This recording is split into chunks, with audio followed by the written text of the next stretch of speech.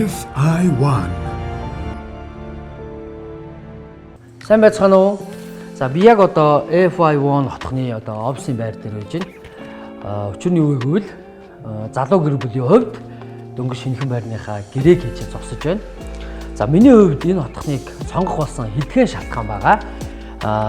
Энэ юу гэвэл нэгдүгээрт FI1 хотхон маань хотон дотор автомашингүй юм байгаа. Энэ юу гэвэл одоо хүүхдүүд гадаагаараа тоглоход автомашин санаа зовхгүй. За мөн хотхон дотор автомашины дуу чимээ байгаа тахгүй тий.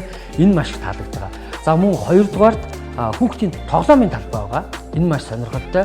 Хүүхдийн насны ангиллаар зориулсан тоглоомын талбай байгаа. Би чинь хоёр хүүхэдтэй, том нь 8 настай, бага нь 3 настай. За хоёуланг нь хамт гаргаад тоглуулахад нэг тоглоомын талбай дээр одоо жишээ нь насны хувьд таардгүй ч юм уу тийм зүйлүүд байдаг бол энэ хотхонд бол тийм байхгүй. 0-3 насны няраа хүүхдийг сахилуулах хэсэг, цэцэрлэгийн насны хүүхдүүдийн тоглох хэсэг, сургуулийн насны хүүхдүүдийн тоглох хэсэг. Бүр дээр нь одоо ахмад наснуудын чөлөө цагаа өнгөрүүлэх, агаар салхилах тийм хэсэг хүртэл байгаа. Энэ маш их таалагдж байгаа.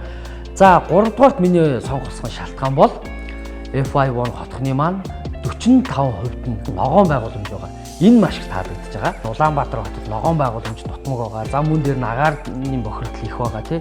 Энэ болгонд одоо асуудлыг шийдсэн FI1 хотхон тэр нь маш их таалагдж байгаа. Тэгээд байршлын хувьд зайсан толгоон одоо зүүн талд ажиллах нэгснэ хотын А бүсэд байрлаж байгаа. Энэ болгоо надад сонгох шалтгаан болж байгаа.